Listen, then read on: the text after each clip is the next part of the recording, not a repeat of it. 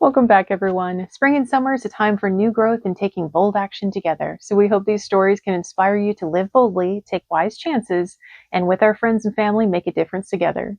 Today we will be reading A Journey to the Center of the Earth by Jules Verne, retold by Billy Aronson. So as we lean in with the spirit of adventure, grab a friend, like Jade here, and let's enjoy the story together. Chapter 9, Not a Drop. That doesn't sound good. In this chapter, something Axel feared would happen really does. You gonna stick with me this time, ma'am? Throw yourself off my lap.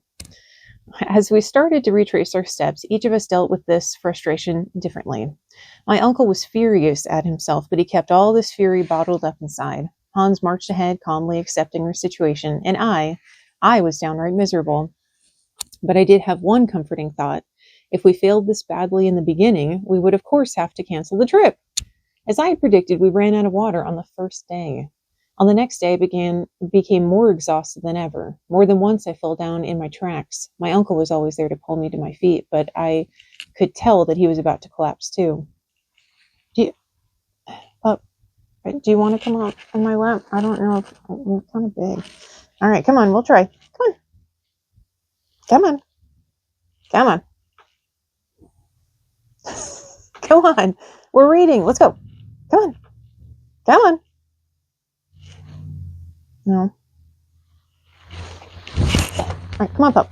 Hurry up. Come on, come on, come on, come on. Come on. Okay, Jade, you're fine. All right, you gotta lay down now. Yeah, I love you. Lay down. Lay down, pup. Lay down. We're reading. Lay down. You gotta lay down. They can't see us. Oh, well, lay down or you gotta get off. Good boy. Okay, you're fine. Let's see if I can turn the pages.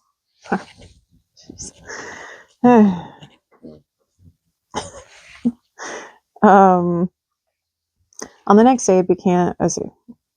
Okay, but I could tell that he was about to collapse too. Finally, on the fifth day,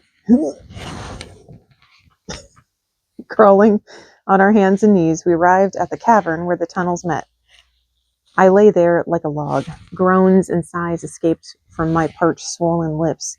Then I fell into a deep sleep. When I woke, my uncle was holding me up in his arms.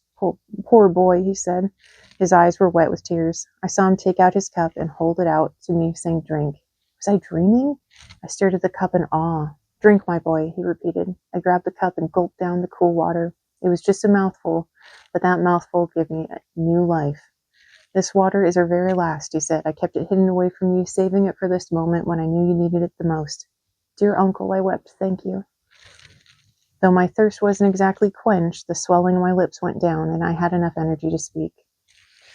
"Well," I said, "I guess it's clear that what we have to do. There's no water to be found. Our journey is over. Let's head back to the surface." As I spoke, my uncle kept looking away from me. "Yes," I continued, "we'll have to head back to Sneffels. May God give us the strength to get there quickly." My uncle stood there, not speaking. Finally, he answered, "So, Axel, the water restored your energy, but it didn't restore your courage?" "Courage?" I shot back. "Isn't it obvious to you that we must turn back?" "What?" he exclaimed. "When we're on the verge of success? Never shall it be said that Professor Linnebrock gave up." "Then we're all going to die," I cried out. "No, Axel," he said. "The last thing in the world I want is for you to come to harm. You go back. Take Hans with you. I'll continue alone." I didn't want to abandon my uncle, but I did want to survive. Instinct told me to leave. I begged my uncle to change his mind. As my uncle and I argued, Hans stood there with his arms folded, patiently waiting for his next command. How I wished Hans would help me get my uncle to listen to reason. But on my own, I couldn't do it. I had no choice but to leave the poor, stubborn man behind. I approached Hans. I motioned that we should leave together. I motioned again and took his arm. He wouldn't move. "Master," he said, nodding towards my uncle. "He's not the master of your life," I cried with a fury. "He's not paying you to die for him." I tried to drag Hans along, but it was no use. "My good Axel, calm down," my uncle said. "Hans will never desert the mission, but I have some news that will cheer you. While you were asleep, I explored the tunnel to the left. I found that it goes down quickly, deep into the earth. I'm sure springs await us there, so I'm going to make you a promise. Remember the story of Christopher Columbus? After many weeks at sea, his men became afraid Columbus was leading them across the ocean would never end. They threatened a mutiny if Columbus didn't turn back, but Columbus convinced his men to give him 3 more days to discover land, and the New World was discovered. All that I, the Columbus of the underground, ask of you is 1 more day. And by the end of the day we haven't found water, I swear to you I'll give up the search and turn back. I realized how hard it was for my uncle to make this pledge. I accepted. What else could I do? All right, I said, but we'd better start right away. Our hours are numbered. Traveling along the new path, we came upon various metals. The walls were lined with copper, platinum, and even traces of gold. As we passed, the light from our lamps made these treasures sparkle and glow. Towards evening, the glittering stopped. Now the walls had more of a white tint. We were surrounded by granite, an incredibly strong rock. Granite is strong, all right. It's holding up miles and miles of earth above their heads. By 8 o'clock, there was still no sign of water. My pain was unbearable. I felt faint. Finally, my legs would go no farther. My knees shook. I cried out and fell to the ground. My uncle turned and saw me. His face was twisted in pain. I heard the words, "It's all over," escape from his lips as I passed out. When I opened my eyes, I saw my uncle laying on the ground. It's all over, I thought to myself. There are miles of solid earth above us. The earth is our prison and our tomb. I heard a sound. Footsteps. It was Hans walking away. Don't abandon us, Hans, I thought to myself. And then I noticed that he wasn't going back up towards the mouth of the tunnel. He was headed deeper into it. Could he have possibly found a clue that could lead him to water? I didn't dare hope. For an hour I lay there waiting. Finally I heard the footsteps return. Hans approached my uncle and put his hand on his shoulder. Well? Asked my uncle, sitting up suddenly. Vatten, said Hans. Water? Water? I cried out, waving my hands and clapping like a lunatic. Water, my uncle murmured. We followed Hans downward, stumbling along. After about a half hour, I heard a faint roar. It sounded like a waterfall. It became louder as we proceeded, then louder still. The sound seemed to come from behind the wall of granite to our left. There's a mighty river on the other side of that wall, my uncle proclaimed. I couldn't wait to reach this river to taste it, but as we hurried ahead, the sound became more faint. Soon we realized something awful. Yeah, is my lap not quite big enough for both of you? It almost seems like that's true.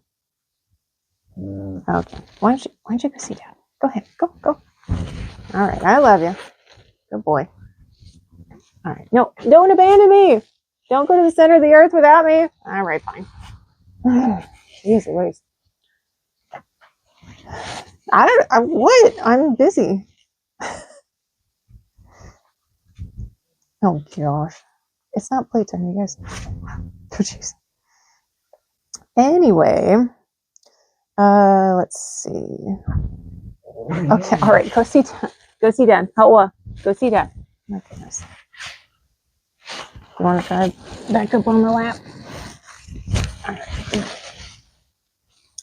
Hey, are you good? You good with us continuing? Okay. Let's see. Okay. There's a mighty river. You can't wait to taste it. Soon we realized something awful. The water was trapped on the other side of the thick wall of granite. Hans had never actually made it to the water. My uncle and I sank down in despair. I looked up at Hans, and strangely enough, he smiled. He took the lamp and searched along the wall, pressing his ear to it, listening carefully for a spot where the sound of the water was loudest. Then he took the pickaxe and started to smash the rock at the spot he had found. Of course, smashing the wall of an underground cavern is a dangerous thing to do, but we needed water so badly that we were willing to risk causing the whole tunnel to collapse on us. Hans struck at the spot with calm, steady blows. He aimed with great care in order to make a hole only a few inches wide. My uncle couldn't stand the weight. He grabbed a crowbar ready to smash wildly at the rock. I grabbed the crowbar to restrain him when Hans's effort paid off. A jet of water burst from the wall with a hissing sound. It shot all the way across the tunnel. We threw our faces into the water and then yanked them away. It was burning hot. The boiling water filled the tunnel with steam, but as it formed puddles at our feet, it quickly became cool enough to drink. Where did this water come from? How did it get so hot? We didn't even care. We lapped it up like animals. When our thirst was quenched, we stopped to rest. As we sat there, the water began to form a stream at our feet. I propose we name the stream after the man who made it, my uncle said. So we called it the Hans River. Hans didn't show any emotion when we named this body of water in his honor. He was already busy filling up our water bottles. When he was finished, I suggested we stop up the hole, but my uncle had a better idea. Let the water run, my uncle urged. The tremendous pressure from which it shoots tells me that there's much water above. Let's allow the stream to run its natural course down through the tunnel. As long as we move down the tunnel, the Hans River will be at our feet. So our water needs are taken care of, I exclaimed, for the rest of the trip. Exactly, my boy, my uncle chimed in. And since water was our only obstacle, nothing can stop us now, I observed. So let's resume our journey at once. Let's get some rest first, nephew, my uncle advised. In all the excitement, I'd forgotten that it was night. Refreshed and relaxed, we slept very well. Wow, when you're in an unexplored land and you find something, you're really discovering it. I really like this going where no man has gone before stuff. All right, that does it for chapter 9. We'll see you soon for chapter 10.